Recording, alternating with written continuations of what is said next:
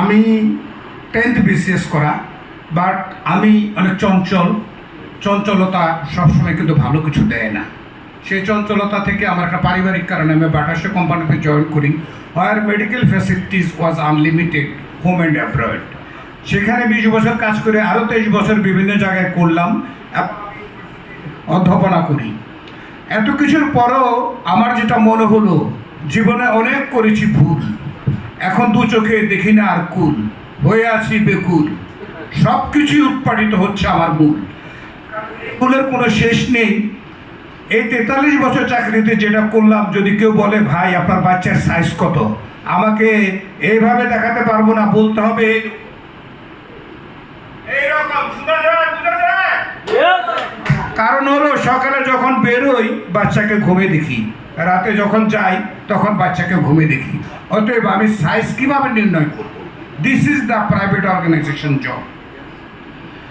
এবং যে মানুষগুলো আত্মপ্রত্যয়ী এবং যে মানুষগুলো যথেষ্ট আত্মবিশ্বাসী, যাদের এডুকেশনাল স্ট্রেংথ খুব ভালো থাকে, তারা চাকরি জীবনে অনেক সময় ভালো করে না। মিড অ্যান্ড ব্যাক বেঞ্চাররা ভালো করে। তারা মনে করে ভুল হয়ে গেল কিনা, বসকে একটু খুশি করতে হবে। জি স্যার, হ্যাঁ স্যার, 2 দিয়ে কত? স্যার আপনি বলেন কত বললে খুশি হবেন? 1 2 দিয়ে 5। স্যার আপনি যা বলছেন এটাই ঠিক। তাহলে ও আগে এগিয়ে যায়। আর যারা আত্মবিশ্বাসী, পড়াশোনার প্রতি যাদের ভালো আগ্রহ ছিল, তারা কিন্তু সত্যটা প্রতিবাদ করতে গিয়ে তারা জব বদলায়, কখনো মালিক তাদেরকে বদলায়, তারা মালিককে বদলায়। এখন আমি জব করছি একটা কোম্পানির গ্রুপ ডাইরেক্টর, সানজি গ্রুপের নাম শুনে থাকবেন। But despite of that, I think 1.5 বছর আগে আমি এখানে এসেছিলাম, জনাব হামিদ ভাই আমাকে একটু আশ্রয় দিয়েছিলেন। ওনার মধ্যে কোনো মান, অভিমান, গৌরব এটা নাই, যাই বলি হাসে, এটাই বৈশিষ্ট্য, এটাই এটাকে বলে সেলসম্যানশিপ।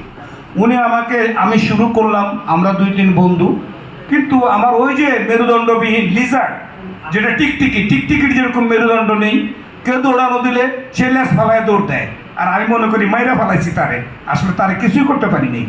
1 সপ্তাহের মধ্যে টিকটিকির আবার লেজ গজায় যায়। তা আমি বললাম একটা এইরকম চাকরি দরকার, যেখানে সকালে যাব, টাই কোট পরে, বিকালে আসবো, গাড়ি দিয়ে সবাই দেখবে, মাস শেষে বেতন পাবো। আমার